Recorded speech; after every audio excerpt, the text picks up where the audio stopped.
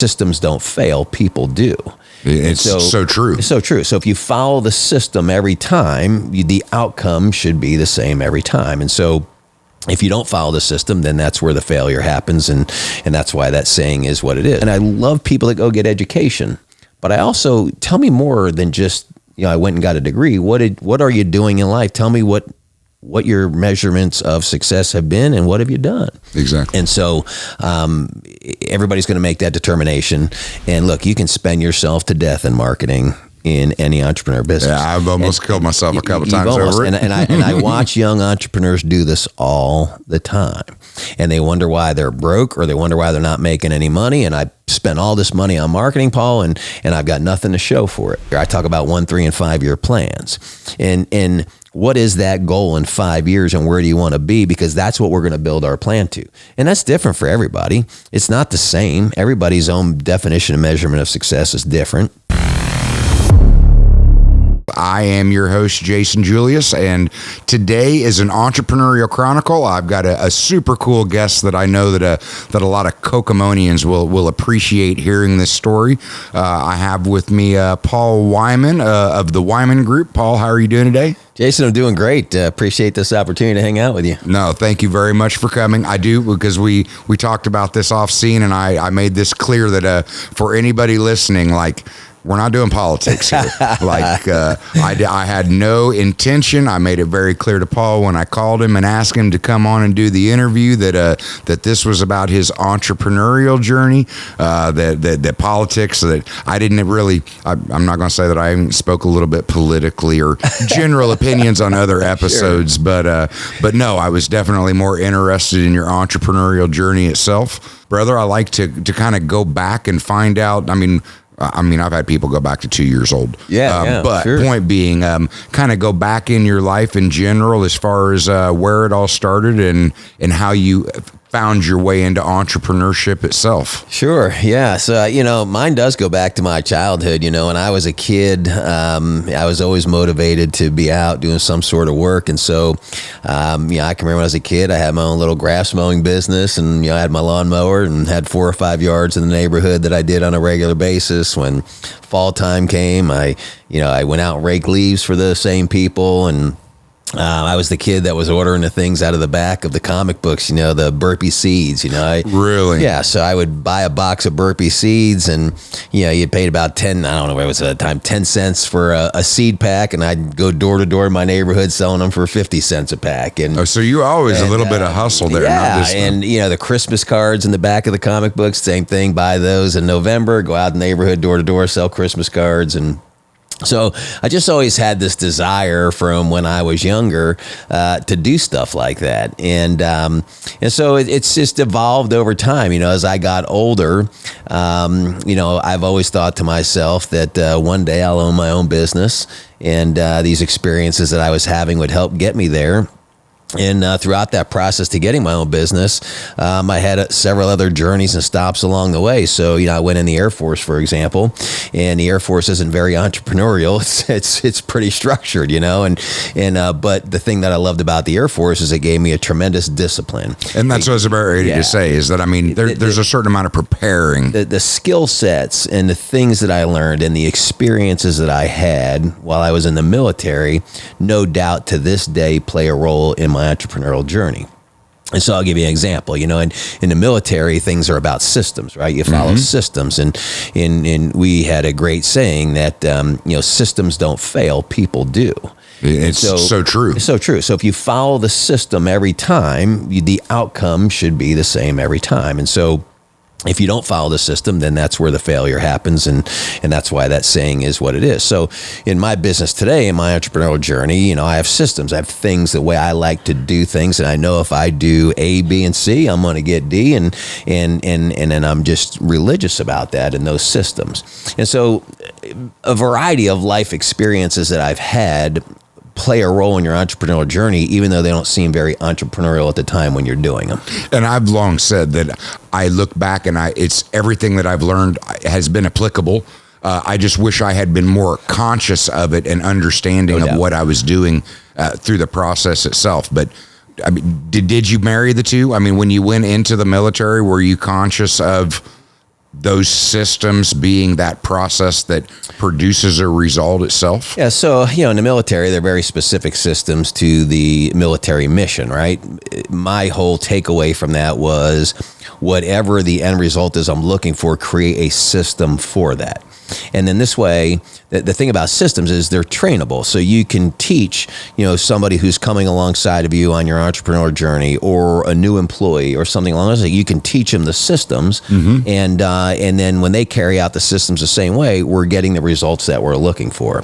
So there's some systems in the military that obviously wouldn't apply to my real estate business, but the system concept does. And expand upon that, because the whole point is that when I put this together, I wanted to put out information that I wish had been easily accessible when I got into my entrepreneurial journey. Thought about the military many times, but I never actually, I didn't pursue that path. What I want people to know is that, a system can be, when you walk in, what's the first thing you do? Yep. You clock in to get a desired result of you are on the clock when you're being paid, all the way to complicated systems. It could be something as simple as that, or as complicated as, these are classified materials that are needed on the F-15 airplane, and we have to have a system in place that is going to say that part we found out in Montana that needs to be on a plane in Indiana tomorrow night at 6 p.m. What is that system for ensuring that happens, and all the classified items that need to, or classified things that need to happen in that process? And a system to ensure that it stays classified. Exactly. And so you follow the system, right? And when you follow that system,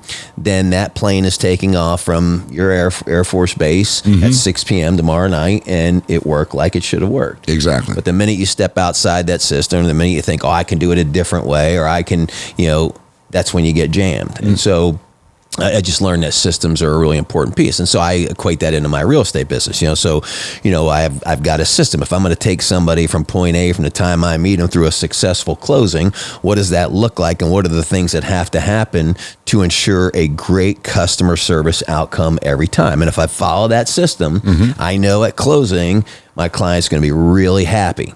And then the system then carries on past that. What happens after closing? So a lot of times people, they look short-sighted and say, okay, well, I had the closing and I got paid today. That's great. But what's happening after that? There's another component to that. So my systems are bigger than just any one given part of a transaction, but yet inside there are certain components where you do have to have typical systems to make sure that they're done right as well.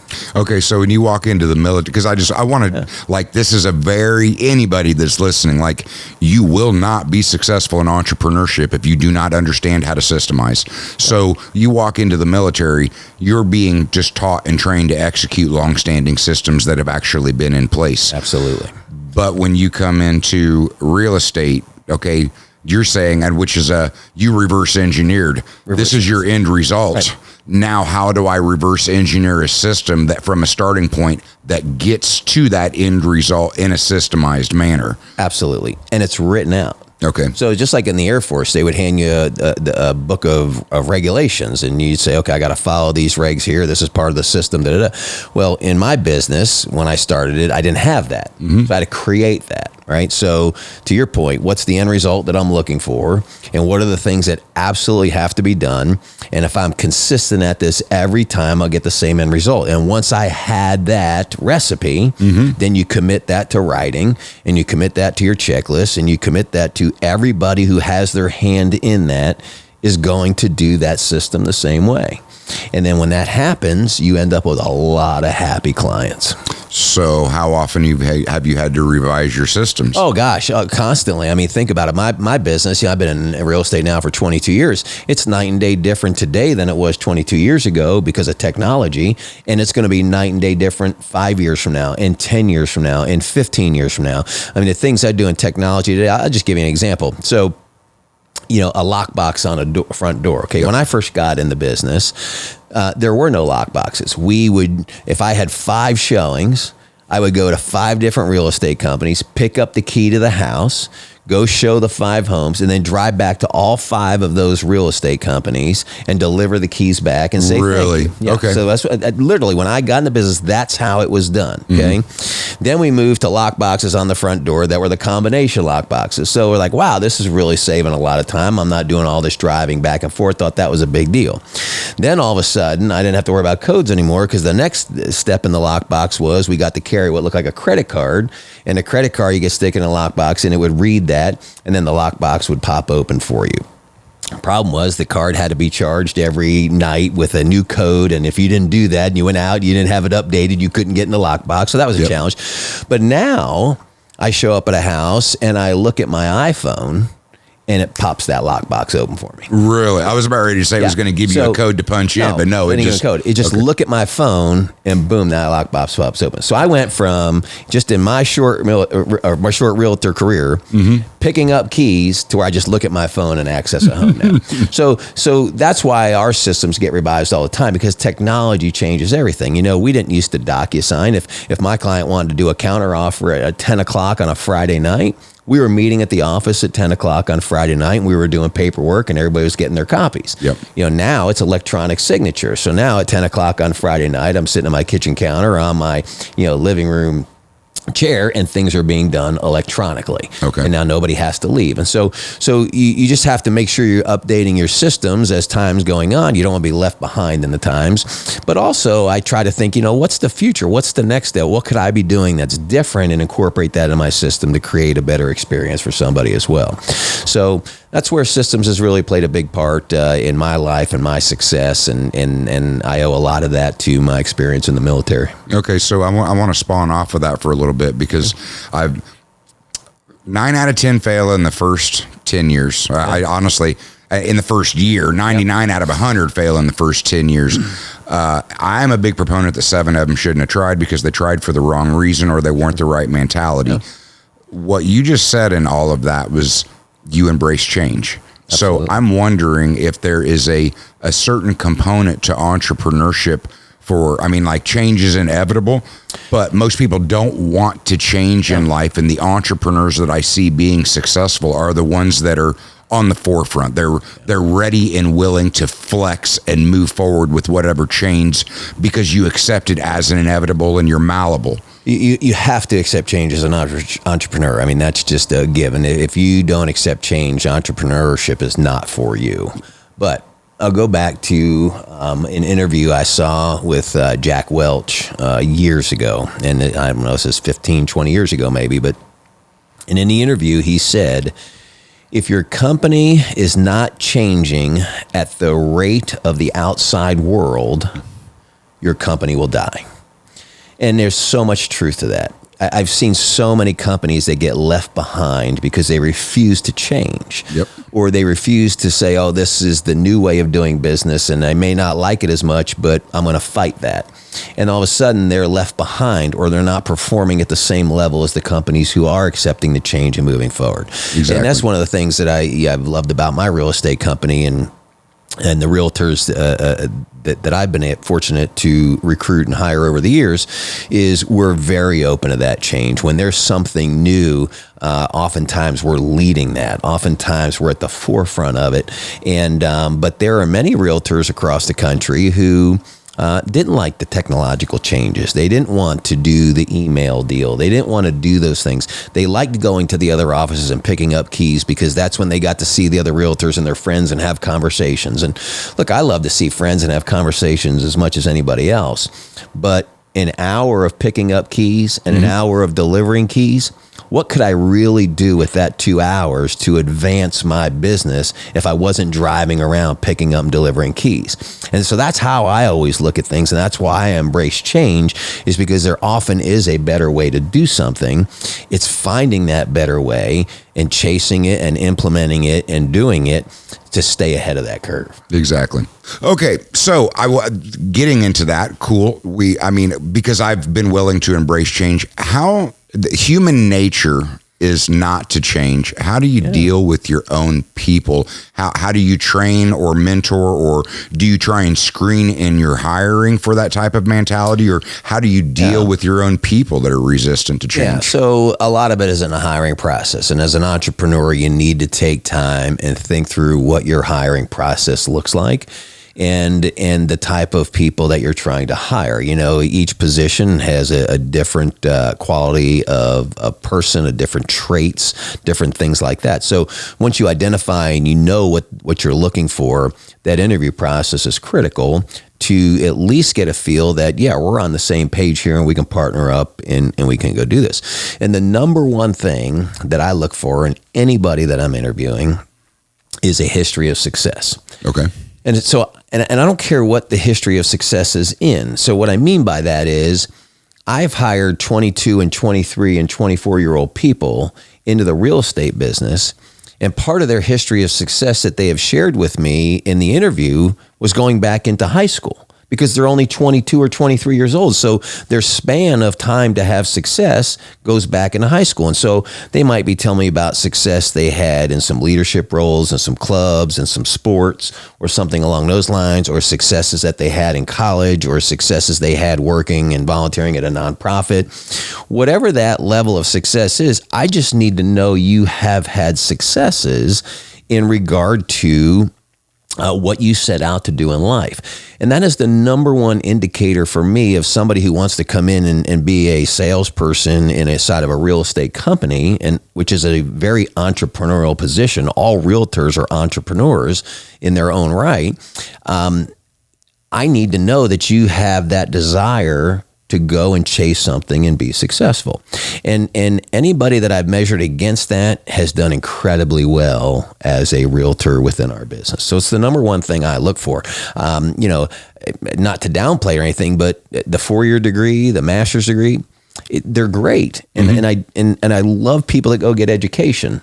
But I also, tell me more than just, you know, I went and got a degree. What are you doing in life? Tell me what your measurements of success have been and what have you done? Exactly. And oh my gosh, it just translates so well into day-to-day life and day-to-day entrepreneurship. And so that's one of the big things I look for. Okay, so let's go backwards, because I generally speaking, when I look at entrepreneurship, I either see, I know that people will tell me, well, I sell coffee. I don't think of it. I've never looked at it as selling coffee. I serve people. My product just happens to be coffee. But I see that there is a service side of entrepreneurship and a sales side of entrepreneurship. Yep. But generally speaking, when you're talking about your childhood, generally you will see kids that will shovel snow and mow lawns, or they will go buy seeds and go door to door and hustle for sales. So what you have been saying, that there, and even in real estate in general, there is a sales component and a service component. I mean, how do you reconcile that when it comes to the mentality, your own mentality and the people that you have to work with? It's real easy. So it boils down to this in entrepreneurship. Nothing happens until a sale is made. Okay. It's that simple. Nothing happens until a sale is made. If you don't have revenue, you have nothing else, right? You can't pay people. You can't buy materials. You can't buy supplies. You can't pay rent. You can't make your own car pay. You can't do anything if you don't have sales, right? So the first concept I need people to understand is that nothing happens until a sale is made. Once we understand that concept and we all agree with that, then what is it that we're selling? So in your case, when people say, oh, you sell coffee, and you kind of look at them like, I can understand why you think that, right? Because I've got a coffee shop. People look at me and they say, Paul, you sell homes. No, I don't. I don't sell homes. Do you think that's my product? But it's the furthest thing from my product. My product is service. And everything that I offer in the form of service, from the time I meet somebody to get them through a successful closing on their home, whether they're a buyer or a seller, and then the service that we provide after the sale. Okay, that has nothing to do with a home. It has everything to do with the service. Okay. And so once people understand that what I'm charging you for is service, I'm not charging you for the house, I'm charging you for a service that I provide. And so when I sell my service and I close a deal and somebody signs a contract, then that's when a sale is made, which generates revenue for my company, which enables me to reinvest in my company. It enables me to pay employees, and enables us to provide an incredibly high level of service because we do it well. And I mean, you said so much there that I want to unpack different pieces of it. Sure. Because perfect, for instance, my father's getting ready to sell his home. Oh, I'm going to do it myself. And I'm like, just call a realtor. Yeah. But no, I'm like, just call a realtor. Well, there is the service side of it of people don't understand, well, why do you pay a realtor? Yeah. Well, because when there is a buyer and a seller, there's emotion involved. Sure. That's part of the service of a realtor. But then you get into the type of commissions that you charge. Yeah. Well, it's important that you're able to keep your doors open to continue to be able to offer those services. Sure. And so when it gets to that entrepreneurial journey of, I've had to explain, like got one guy came on and he gave me a 1-star review because he was pissed that I raised my prices. And I was pretty unapologetic in my response, but I'm like, look, man, when there's 30% inflation inside of 1 year, sure. Okay, those vendors are charging me more. Right. This is not about greed. This is about me being able to keep my doors open, about able to pay my employees to survive, to fight another day. And I was able to respond to that. But in those veins, how is that in real estate or in entrepreneurship? Because you are very clearly explaining the principles of what it takes to be successful in business, much less small business in general.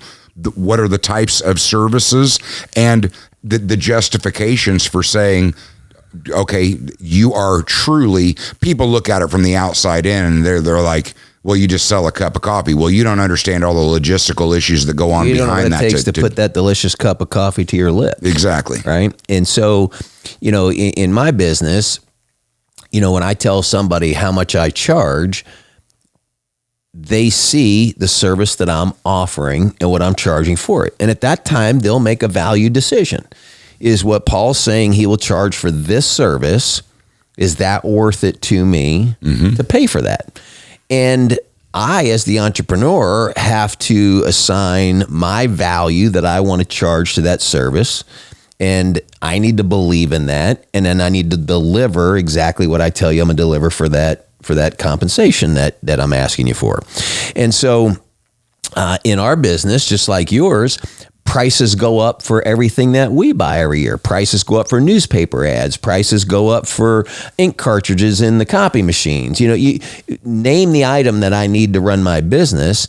Every single year, those costs go up. Exactly. Well, if at some point I don't increase my cost, then what kind of business am I running if I go in the red all the time and my business isn't successful, and then I can't meet payroll who have employees who are expecting to make their mortgage payments and their house payments, and we're all trying to be successful in life and have good lives. And so if I can't increase my price to reflect what I'm being charged by everybody else, I'm putting myself in a real dangerous position. Exactly.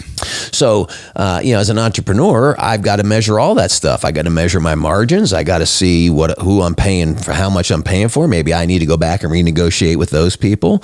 There's so many components to be an entrepreneur. A lot of people think, oh, you just open your own business. Well, it's so much more than that. All the responsibility of a business falls on the entrepreneur's shoulders. And there's so much behind the scenes stuff that you do in your business and that I do in my business by owning the businesses that the average person doesn't see. Exactly. So sometimes what happens is it just looks easy to people, right? And so when people think, oh, well, that looks easy, anybody can do that, then they start getting into it and they go, holy cow, wait a second. There's a lot of intricacies here, right? There's a huge amount of pressure. And there's a lot of pressure. Listen, meeting payroll is one of the greatest pressures of any entrepreneur, right? People that you hire are counting on you.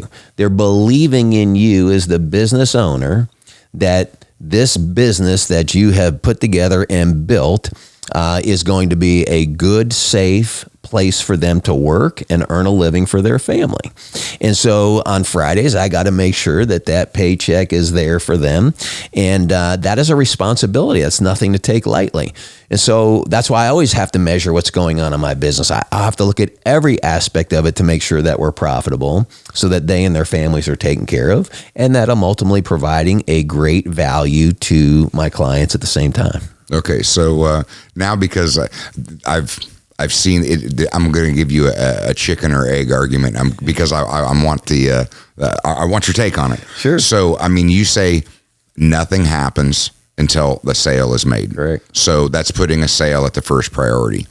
In my, let's just say over the last year or two, as I have been watching other entrepreneurs and their personal brands that they've put out there, a lot of them are making the argument no sale can be made until you master marketing, because it is which is more important, the marketing or the sale? And a lot of people are saying you don't have anybody to sell to if you don't focus and concentrate on marketing. But I do know that, I mean, there is paid marketing and advertising, and there is a lot of bootstrapped marketing and advertising. And I mean, the most powerful is the word of mouth, sure. But very few people are able to just single-handedly build a business off the power of word of mouth. So where do you fall? Where do you come down between sales and marketing? And I mean, where have you had to engage in the marketing aspect of generating leads that do lead to sales? Sure. So look, I love marketing. It's part of what I do, but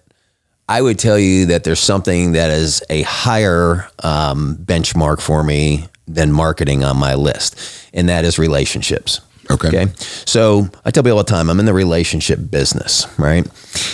I would be better off to take 5 people out for a cup of coffee this week, 5 people that I truly believe could impact my business, and have coffee with them before I'd go spend $500 on an ad in whatever publication or wherever.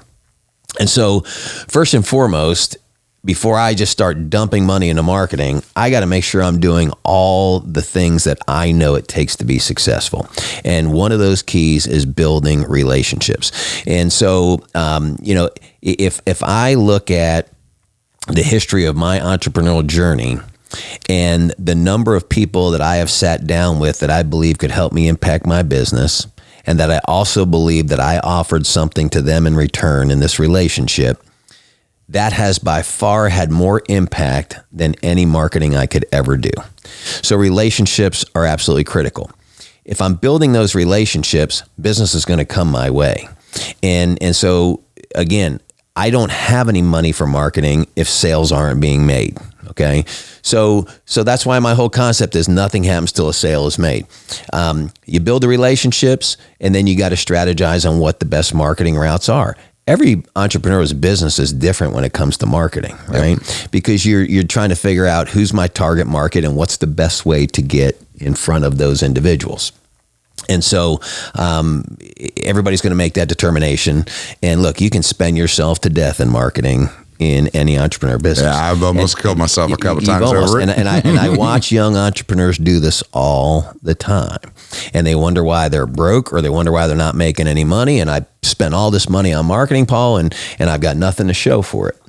Well, you didn't truly go out and build relationships. You weren't the one on the street saying, here I am, this is me, this is what I'm doing, and help get that word of mouth going. So in my business planning that I do, not only for myself, but for every new entrepreneur that joins me, is I do a 1, 3, and 5 year plan with them. And the goal is, by the end of the 5 years, the majority of your business will be referral business. Okay. In the first year, you're going out and chasing. You're chasing hard. You're having those coffees. You're building relationships. You're doing all the things we need to do to start building the business. But the goal is, between day 1 and year 5, is to convert to where the majority of your business is referral business. People are calling you. And so I've got a very specific formula and plan on how we do that. And that seems to work the best for us. And it's better than any marketing dollars I could ever spend. And I mean, such a great answer, because like everybody is somebody to somebody, and you will get more out of building a deeper relationship with 10 people than putting a message on a microphone to 1,000 people. True story. Just so many times over, and it really does come back to relationships. It really does. So, okay, in that vein, was this just something that evolved and you've always known, or were these epiphany moments? No, I've had great mentors in my life. I tell all entrepreneurs, you need to make sure that you go out and get a mentor or two or three, especially starting out, and identify who those people are. And you got to nurture and build that mentor relationship. And so, here I am. I believe I'm relatively successful by all measures of owning my own company now for 20 plus years. I still have mentors. Okay. I still have people that I pick up the phone and call and say, am I crazy thinking like this? Or what do you think about this? Or what do you think the reaction to this will be? Or if I'll give an example. In the real estate business, this is how we do this, but I'm thinking about doing it this way. What would be your reaction to that if you were my client? And so these people who have been around for years, have great success themselves, are people that I've trusted their advice and their wisdom on.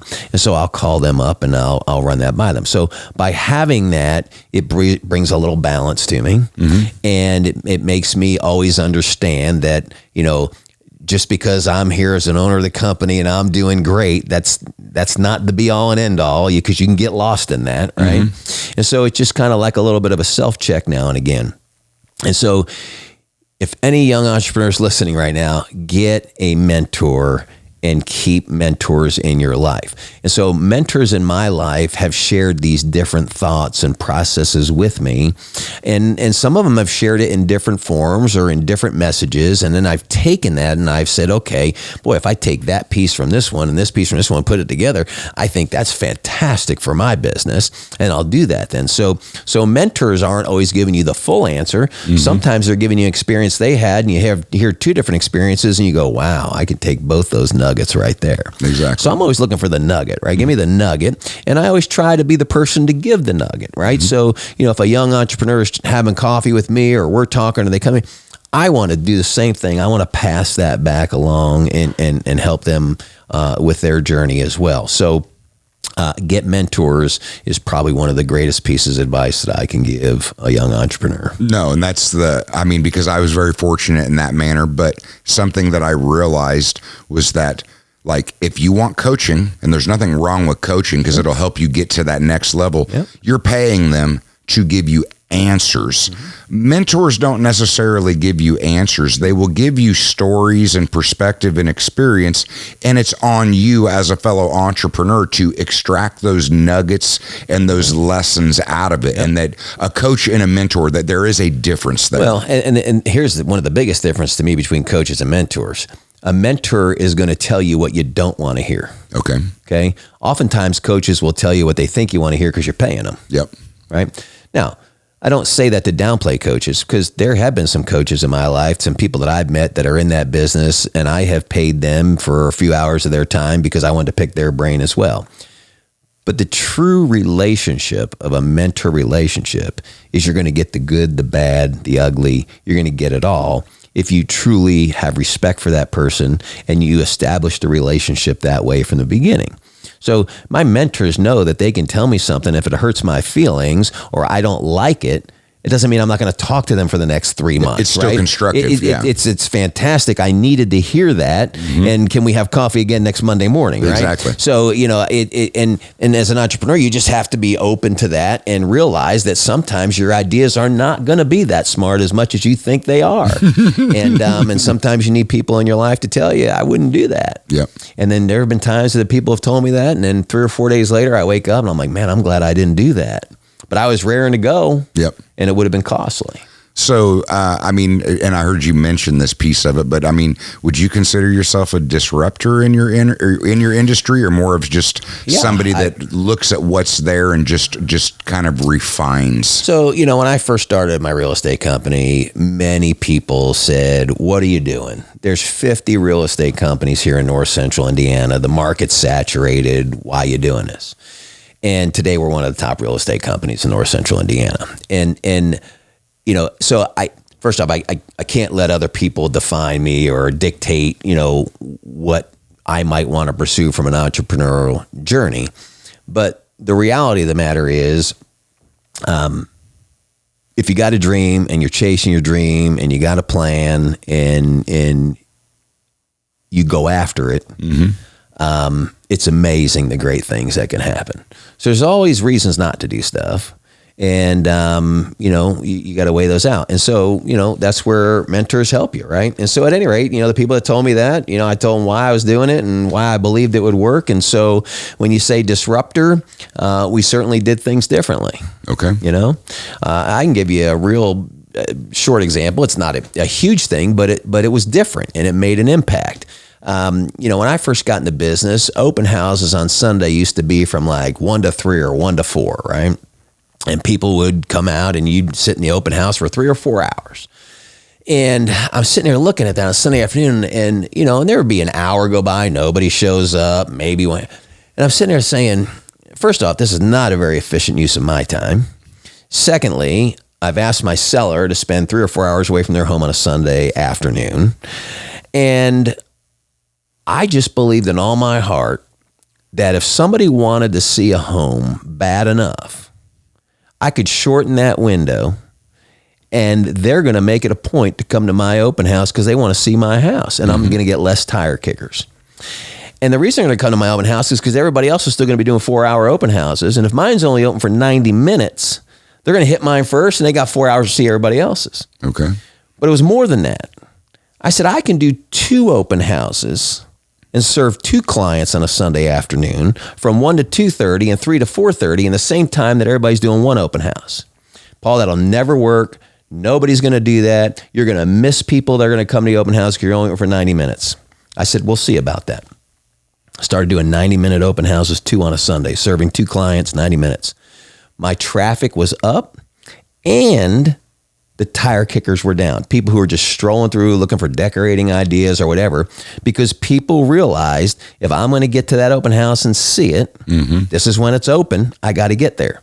And so they lay out their course of open house Sunday afternoon. So all of a sudden, 2 open houses. Well, guess what? You look at any open houses today in any real estate company, and you're going to find that the majority of them are 90-minute open houses, and some of them doing 2 on a Sunday.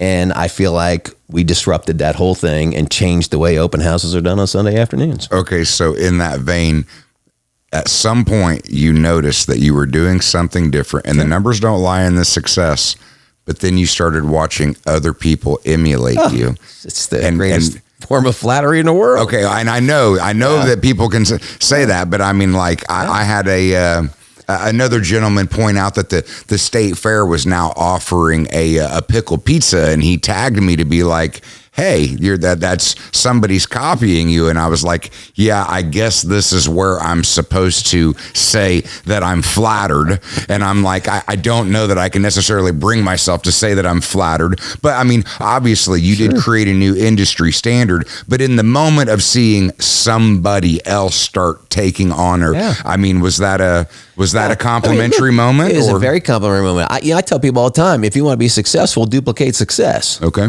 Right. So when I see somebody duplicating what I'm doing, it's a great honor and it's complimentary and you feel good about it. And you know what? At the end of the day, my real estate profession is important to me. And if as a profession, we are serving clients better on Sunday afternoons, and we're creating more service and more activity for our clients, and everybody's winning in that, I think that's a win. Okay. So, I mean, you obviously, like you said, there's no denying the success, but you're a young man in a limitless potential environment. Where are your dreams and your visions? And I mean, where do you see the business going? Where do you see yourself going into the future?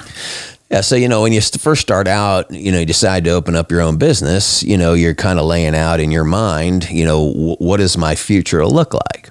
And the first thing that you have to accept and understand when you open up your own business is it's not just the responsibility of running a business that's on your shoulders. It's the rest of my life. And what I mean by that is this. At some point in time, you're going to want to retire. Mm-hmm. And when you own your own business and you retire, there's no company writing you a monthly retirement check. So, for example, if I would work at Chrysler for so many years and I retire, I should get a monthly retirement check. But when you own your own business, there's no monthly retirement check. So you have to build into your planning, what does that look like if I decide to retire at 65, and where's my check coming from? So I have to be the one to build those assets and then make sure that those dollars are available for me to retire.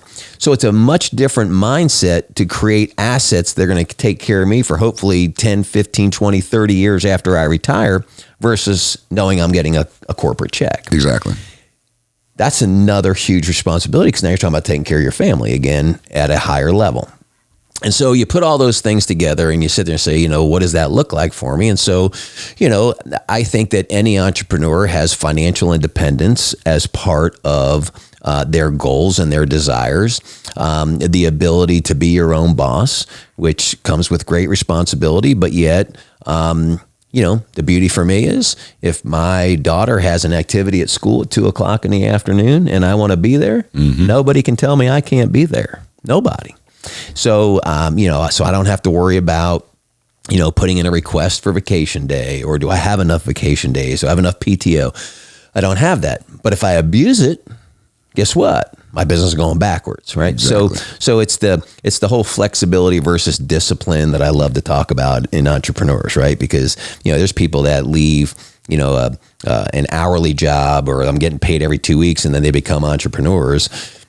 They're like, man, I can do 2-hour lunches and I can do this and I can do that. And all of a sudden they're abusing that and they're wondering why they're not getting ahead, right? So flexibility versus discipline. And oftentimes when I talk to young entrepreneurs or the CEO program or whatever here in town, I always tell them, I said, one of the greatest things about being an entrepreneur is you only have to work half days. And they're all like, oh, I smile. I think it's great. And I go, and that's 12 hours a day. There's 24 hours in a day and a half day is 12 hours. That's what you need to start expecting as an entrepreneur day one. And 12 hours might be on the light side if you're truly starting a business. Absolutely. And that's hard for people to grasp too, right? Because, I didn't have to work 60, 70, 80 hours in my last job. But if you're going to start your own business, you do. And, there was no way I started the Wyman Group without working 60, 78 hours a week, to build up to the level where we want it to be at. And so, so those goals, financial independence, one of my biggest things that I find great success in, or what makes me feel like I achieve a level of success, is when I can help somebody else be successful. And I love that. And so I love seeing people come into my profession and be successful and know that I was able to partner with them on that. That is a tremendous satisfaction to me. And it is probably the biggest driver in anything that I do. Do I love personally being successful? Yes. Do I love having a lot of yes. But when I see other people do that and how it impacts and affects their family, man, that just fires me up. I really enjoy that. No, and that's awesome because, I long said when I left Chrysler that I'm leaving Chrysler because I knew I didn't need to punch a clock to work, Sure. Yep. But I left for freedom. That was the only one word. Absolutely. For freedom. Yep. I didn't realize that, all I did was make my own jail, and I locked myself in my own jail for the first 10 years before I actually started experiencing some of that freedom. Yeah. But on the other end of it, you come out the other side of it. And that's where, this podcast or a lot of the conversations I have, being able to pass that knowledge along and help other people as they're coming along in their own journey, it is very rewarding. It's the old saying, the grass is always greener on the other side, but somebody's watering it. Yep. Somebody's cutting it. Somebody's edging it. That's the part you never see if all you do is look at the grass and go, wow, it's greener over there. Exactly. What's really happening on the other side of that fence? And that's when a lot of people go over there and go, oh, this is what I was expecting. Well, entrepreneurs, it's like you said, you left for freedom and you didn't realize at that moment, holy cow, what am I undertaking here? And it's the best message that you and I can provide to young people or anybody who's thinking about taking an entrepreneur. It could be somebody who's 50 years old thinking about taking an entrepreneur journey. This isn't something you just wake up one morning and decide, okay, I'm going to go do this and see how it works out. That's just not how this works. So going backwards in that, you're now 22 years into being in real estate, but there had to have been a place of leaving the military to getting to the point of owning your own real estate company. Sure. I mean, where that time of your life, how did that progress to you? Yeah, it was evolving? Insurance and financial planning and doing some real estate investments. And it was all those sorts of things, but very entrepreneurial stuff. I was out selling all the time. And I've been blessed in my life. I've had military experience, I've had corporate experience, and I've had entrepreneurial experience. And so even when I was in the corporate side of things, I was taking those experiences and learning about management and learning about leadership and those sorts of things so that I could apply them in my entrepreneurial journey. Too many times I see entrepreneurs that don't take leadership seriously. Mm-hmm. And if entrepreneurs spent a lot of time truly learning about leadership and implementing strong leadership, they would find their business would be a lot more successful. And so leadership has just been a huge part of my life, whether when I was in the military, the corporate world, or entrepreneurship, because I realize the impact that good, solid leadership can have on other people. And so when I make my list of things for entrepreneurs to think about, when I talk about things like relationships, leadership is high on that list as well. And because people are counting on you, and people want to follow good leaders, and when people are bought in, it's amazing what the organization can do as a whole. Absolutely. And I mean, it's a serious responsibility, but inside of that, have you taken the time to define that as a culture? Yeah, it's real simple. This is my leadership philosophy. People don't care how much you know until they know how much you care. Okay. It's that simple to me. And so I want people to know I care. I care about you. I care about you. I care about your family. And once you understand that about me, whether it's somebody inside my company, whether it's somebody that I know in Kokomo, whether it's a friend of mine, whether it's a business colleague, if I want people to know that I care about you. And then at that point, people will be interested in what I have to offer as a leader. Okay. And so that's my simple leadership philosophy. People don't care how much you know until they know how much you care. That's a quotable right there. So as we start wrapping this up, because I've tried to put out to everybody just how much pain is involved in entrepreneurial development in general. But we look for principles of success, both in business and in life, because I mean that one is applicable to the other. But do you have some general principles of success that, whether it be, I'm looking for somebody thinking about starting out or somebody in their early years and they're still figuring it out, advice, principles that we've touched on a few of them. You have to get a mentor from minute one. Don't try to do this 100% on your own, right? There are people out there that are successful. And if you want to be successful, duplicate success. So go find yourself a good mentor or two, somebody you can lean on, somebody that you can talk to about this stuff. Work on relationships. Those are two just absolute musts for me. Personal health, personal mental health. This entrepreneur journey is tough, right? It's stressful. The minute you realize that you're responsible to meet payroll, you'll be shocked at how your stress level will be like, oh my gosh, this is like one of the most serious things I've ever had to do in my life, is to make sure that happens. So what are you doing for yourself? So in my case, I've got a very regimented workout routine, and that's how my head gets cleared. It's my time to myself. It's not interrupted, and it's before everybody gets up in the morning. So, when my alarm clock goes off and I'm on the treadmill or I'm on the bike or I'm doing something, it's before anybody's getting to me. Mm-hmm. And that's Paul time. And so I get to think about things. I get to think about my day, and I get to get my heart rate going, and I get to get myself in that mindset of the day has started. We're rolling, right? I don't like to just ease into my day. I mean, look, if it's a vacation day, I want to ease into my day. But if it's a Monday through Friday or Monday through Saturday, I got to be doing something to get my day rolling and get that focus going. And so that workout for me does that. And And so you just build on those things. What are the hobbies that you have, and do you allocate time for them? So my wife and I, triathlons are our hobby, right? Fishing is a hobby of mine. I don't do enough fishing. I hopefully do a lot more next year, but fishing is something I enjoy. But the triathlon, the thing I love about triathlons is it's competitive. Right? I've got a competitive spirit as an entrepreneur, so it's competitive, but it also fits in with my workout routines, right? So I'm already working out, so this is something I get to go compete in and do. And it pushes me to a very high level because, we do the half Ironmans and the Ironman races and those sorts of things. And the thing I love about them is they are as mentally challenging as they are physically challenging. Mm-hmm. And so when people say, why do you subject yourself to that crazy stuff? Well, I'm going to tell you. You're testing yourself. When I push myself to that limit, and then it's Wednesday afternoon and I'm in my office, and there's things that are creating me stress in my life or mentally challenging me, the way I respond to that, because I've pushed myself in other mental challenge situations, I can respond to it much better. Absolutely. And so that's how I try to grow myself or keep myself in tune with my motivation and working hard and how am I going to get there. And so I just tell young people, I said, look, you got to put your self package together. You got to love who you are and what you're about as a person.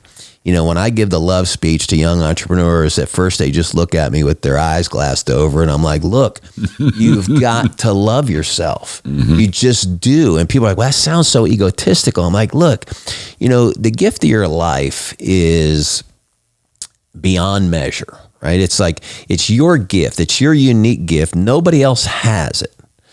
So when I tell people that, I go, look, you agree with me that nobody else has your gift, right? It's your gift. Yeah.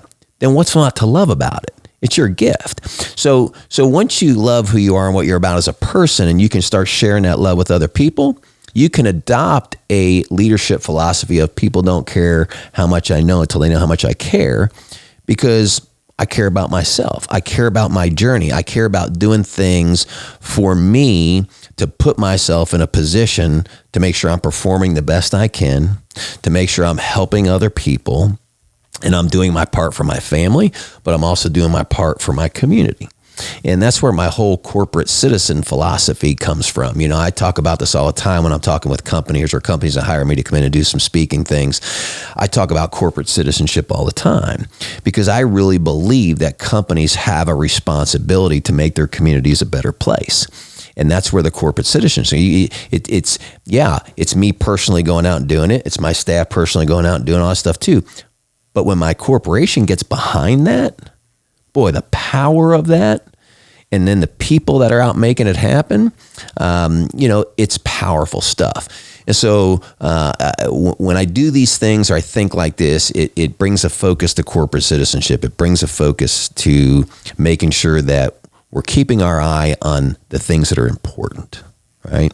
And when I keep my eye on the things that are important, boy, things go really well. But I know in my life, and I can tell in any given week when I've taken my eyes off the things that aren't important or that are important, I take my eyes off of them, I can tell. And I can tell in how I feel. I can tell in, boy, that didn't go right, or whatever the case may be.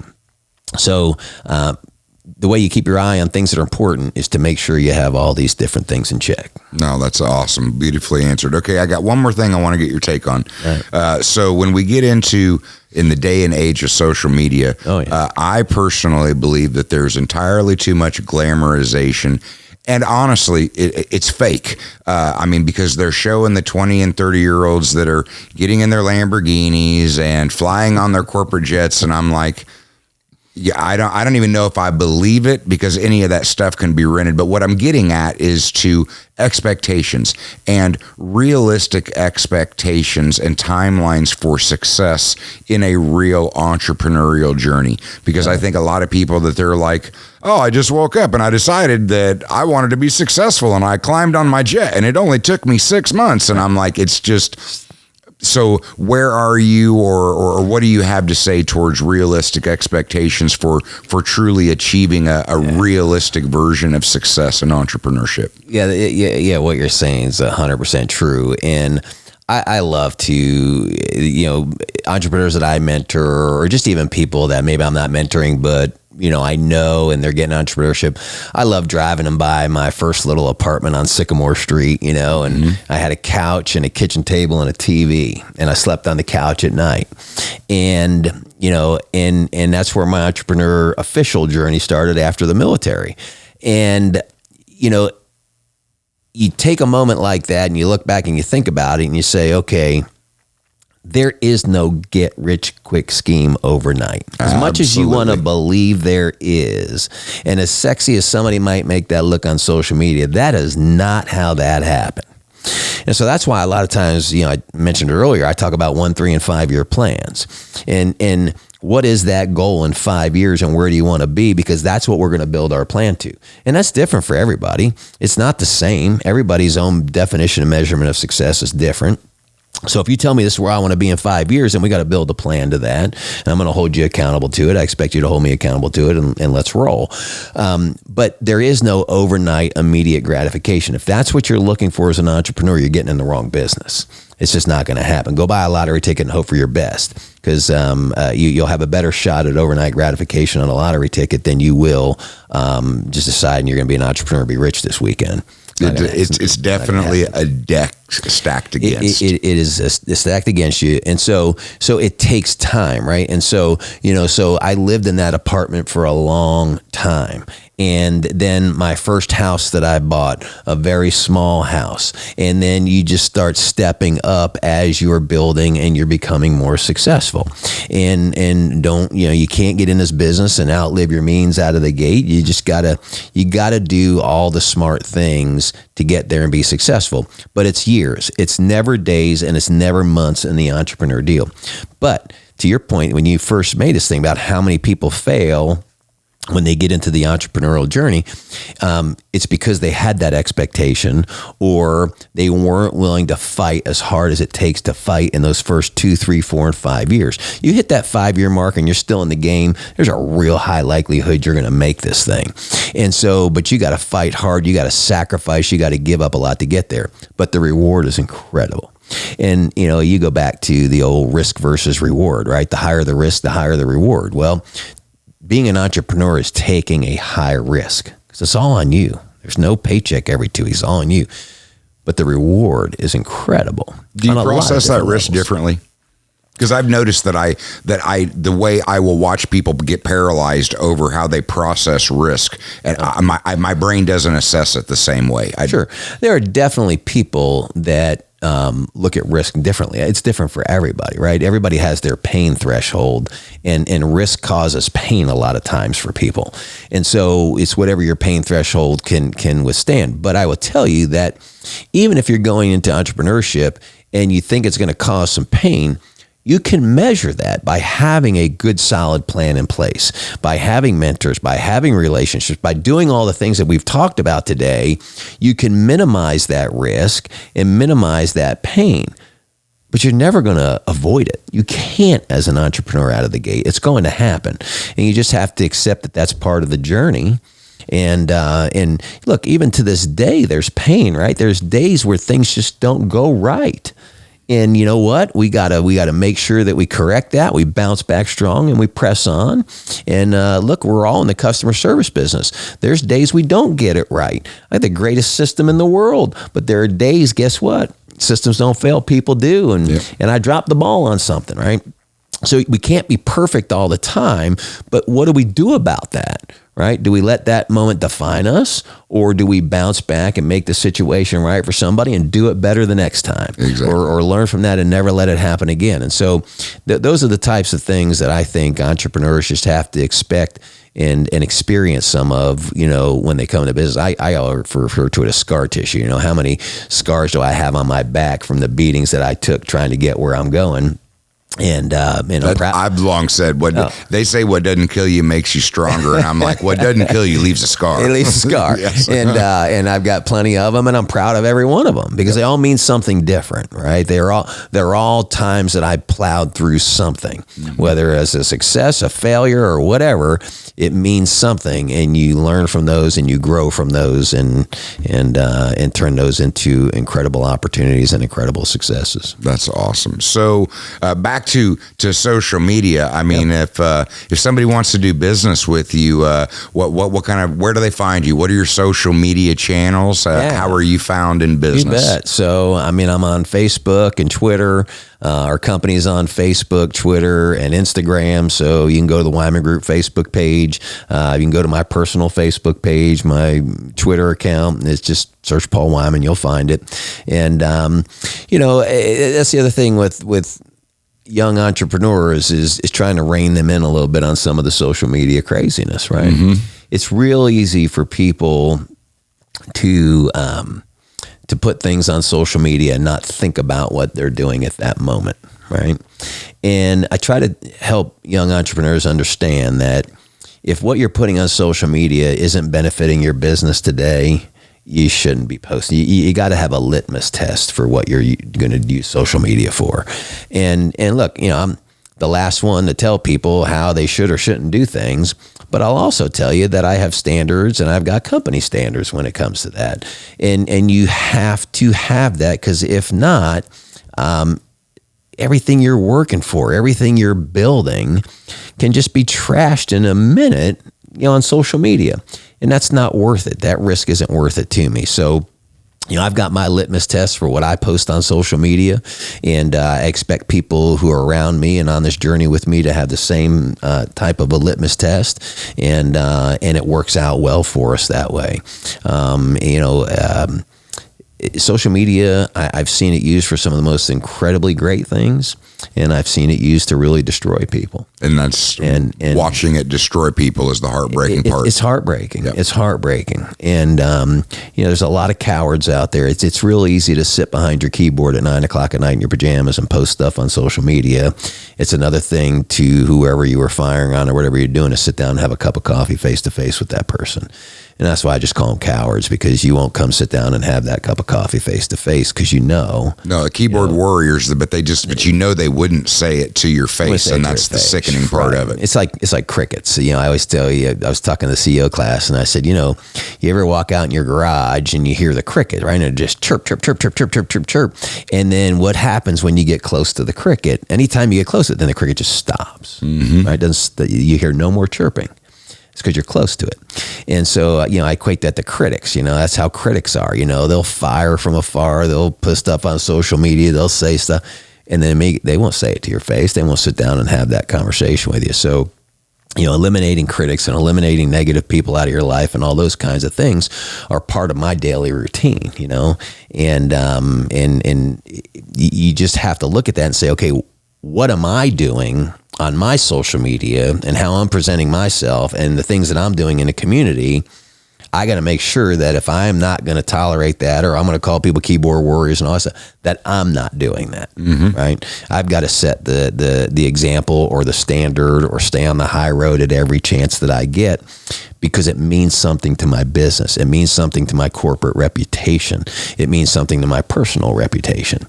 And so, I can't let anybody change that, define that, or do something different. And the last thing I'm going to do is do it and then have people go, wait a second, that's different than what you were saying or doing over here. No, my social media presence is what you get on there is what you get with me in person. And that's real and genuine. And that's what people need to see. And so if they follow our company social media pages, there's some fun stuff we do, but then there's the real stuff we do on the real estate side. And people know when they walk through our door, that's what they're going to get. They can see it before they ever get there. They can touch it. They can feel it. And when they walk in, they're going to say, wow, this culture is exactly what I was feeling in my initial impression of you. And that's what you want. You want to be real, and you want to be able to deliver on people's expectations. Absolutely. Brother, I mean, sincerely, thank you for coming in and doing this, because I'm grateful for anybody and everybody that can bring something to the table.